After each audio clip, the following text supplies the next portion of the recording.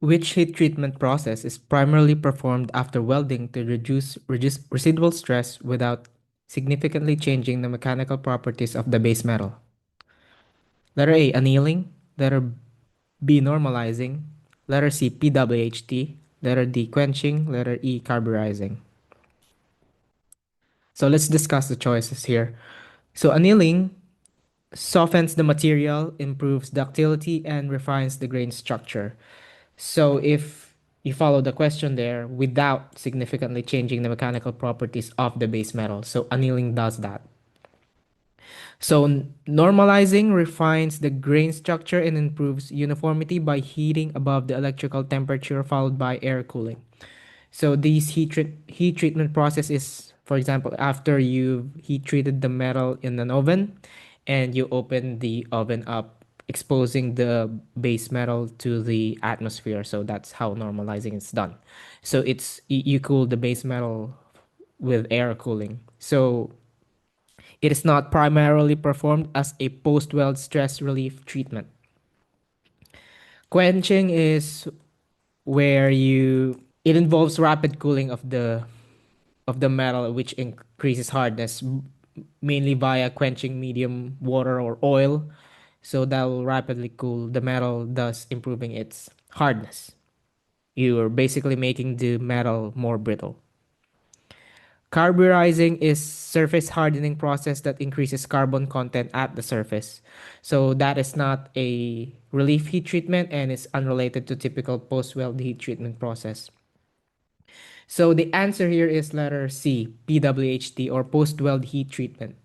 So this process reduces the residual stress during welding, minimizes the risk of hydrogen-induced cracking because you're removing the residual stress from the heat input added through welding.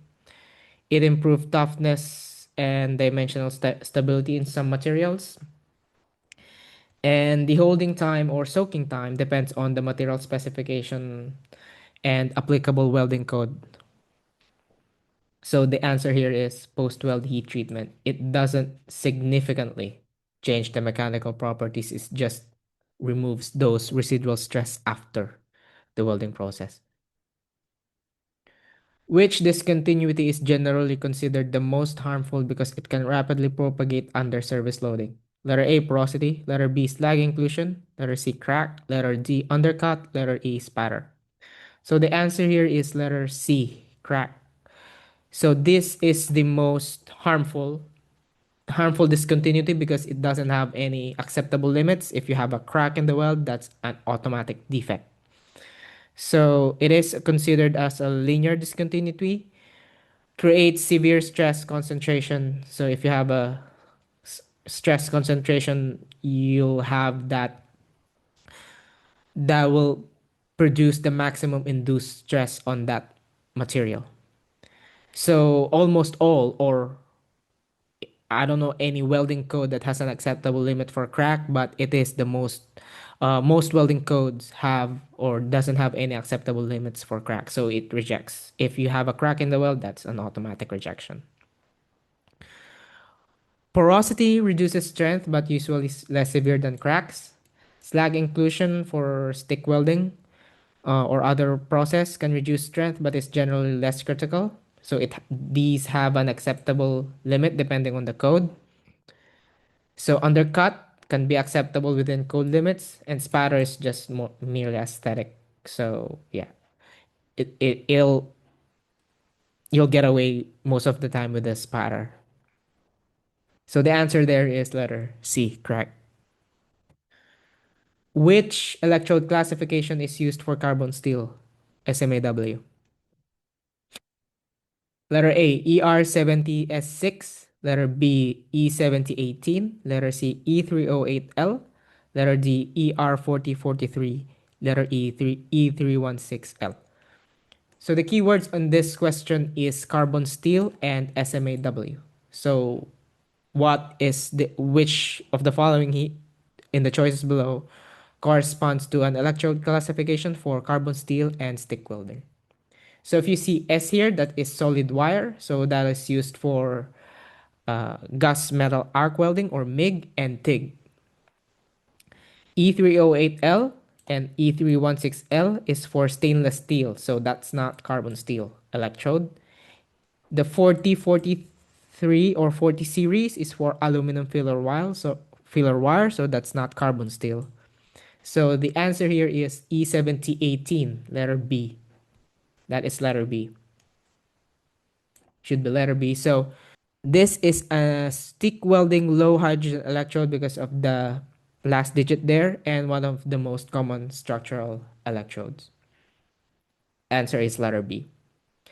The primary purpose of preheating before welding is to letter A, increase deposition rate, letter B, reduce cooling rate, letter C, improve arc stability, letter D, eliminate porosity, letter E, reduce distortion.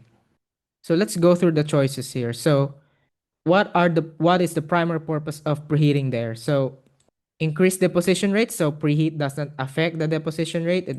Deposition rate mainly depends on your travel speed and all that. Improve arc stability. So not necessarily. Eliminate porosity may help indirectly, but that's not its primary purpose. Reduce distortion can be that way, but it's not the primary purpose of preheating. So the answer there is letter B, reduce cooling rate. So if you preheat the metal, so you there is a there is more heat input to it, thus reducing the cooling rate and thus consequently reduce the chances of that metal cracking or the weld metal cracking due to the difference in temperature you when it suddenly the weld metal becomes cooled because you reduce the cooling rate of that weld metal there. Which NDT method is capable of detecting internal discontinuities in weld? Letter A, visual. Letter B, liquid penetrant. Letter C, magnetic particle. Letter D, radiographic testing. Letter E, dye marker inspection. So visual, of course, it's only surface. That is limited to your naked eye. Letter B, liquid penetrant testing. So that is surface breaking defects only. The dye penetrant testing. Magnetic particle is surface and near surface only. Dye marker inspection is not a recognized entity inspection, so you can automatically rule that one out. So the answer here is letter D, radiographic testing. So it can detect internal discontinuities like porosity, slag, lack of fusion, etc. So the answer there is letter D. Which weld consists of two members lying in approximately the same plane? Letter A, corner joint. Letter B, lap joint. Letter C, T joint. Letter D, butt joint. Letter E, edge joint. So a corner joint is L shape. Lap joint is an overlap between two joints. Letters Letter C, a T joint is T shape. Edge joint is joining parallel edges.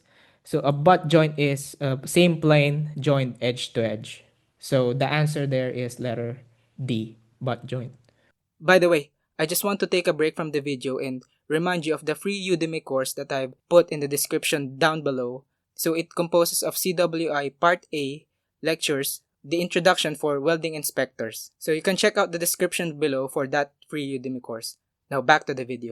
Which shielding gas is commonly used for GTAW on stainless steel? Letter A, oxygen. Letter B, nitrogen. Letter C, argon. Letter D, carbon dioxide. Letter E, hydrogen. So you don't use oxygen for GTAW, for especially for stainless steel. It's too reactive. Nitrogen, you don't use it alone. Mainly used for purging. So it's commonly mixed with other gases. Carbon dioxide is mainly used for MIG. Hydrogen for very limited use only. So the answer here is argon. So that is the most commonly used for TIG welding, especially for stainless steel. Letter C. What does the number 70 indicate in the electrode designation E7018? Letter A, electrode diameter. Letter B, welding position. Letter C, tensile strength. Letter D, flux type. Letter E, current polarity. The first two digit there, let number 70 is the tensile strength in KSI. So the answer there is letter C. So in KSI, so that'll mean 70,000 PSI tensile strength. Which defect is most likely caused by excessive welding current? Letter A, incomplete fusion. Letter B, undercut. Letter C, cold lap. Letter D, lack of penetration. Letter E, slag inclusion. So the question there is which defect is most likely caused by excessive welding current? So that'll mean more heat input on the base metal. So incomplete fusion is normally resulted by low heat input, so that's not excessive welding current. Cold lap, similar, usually insufficient heat. Lack of penetration, same, usually insufficient heat or low current. Slag inclusion does not necessarily is related to heat input, but more of the technique or cleaning methodology of the welder. So the answer here is letter B, undercut. So that is resulted by excessive current, thus resulting to undercut, letter B. During visual inspection, which instrument is commonly used to measure fillet weld size?